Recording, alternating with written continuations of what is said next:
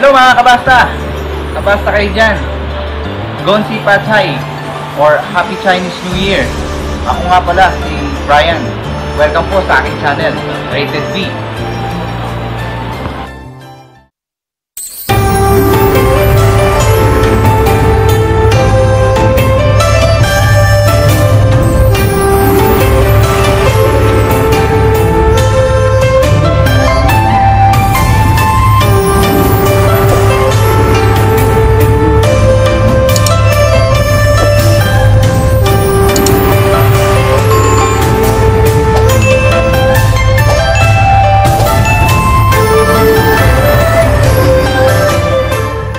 Ang Chinese New Year, nakilala rin sa tawag na Lunar New Year o Spring Festival sa China, ay isa sa most celebrated festival sa mundo.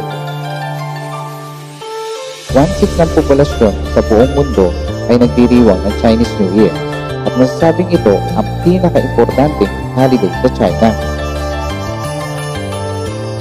Kalimitan, sineselebrate ito tuwing January o February, based sa lunar calendar na umaayon sa paggalaw ng buwan. Ang okasyong ito ay sinasabing nagsimula noong Shang Dynasty 1600 to 1100 before Christ bilang Spring Carnival kung saan naghahandog ang mga Chino ng kanilang sakripisyo sa mga Diyos at kanilang mga ninuno sa pagkatapos ng winter at pagsisimula ng pagdating ng spring. At naging opisyal na public holiday na ito noong 1914 during China Republican period. Napan ang celebration na ito noong 1967, Cultural Revolution, ngunit muli rin naman ito na ibalik ang festival later on.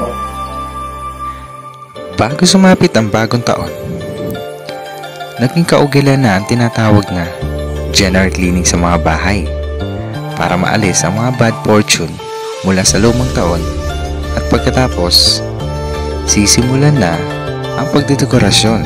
Kalimitan sa mga palamuti ay matitingkad na kulay pula dahil nagdadala raw ito ng happiness, wealth, and prosperity sa pamamagitan ng pagtataboy ng evil spirit and bad luck.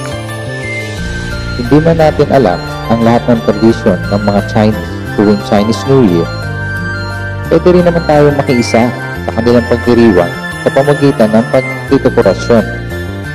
At sa episode na ito, susubukan ng inyong lingkod na mag-decorate ng Chinese New Year decoration sa aming opisina. Kaya ano pa ang hinihintay nyo? Tara na!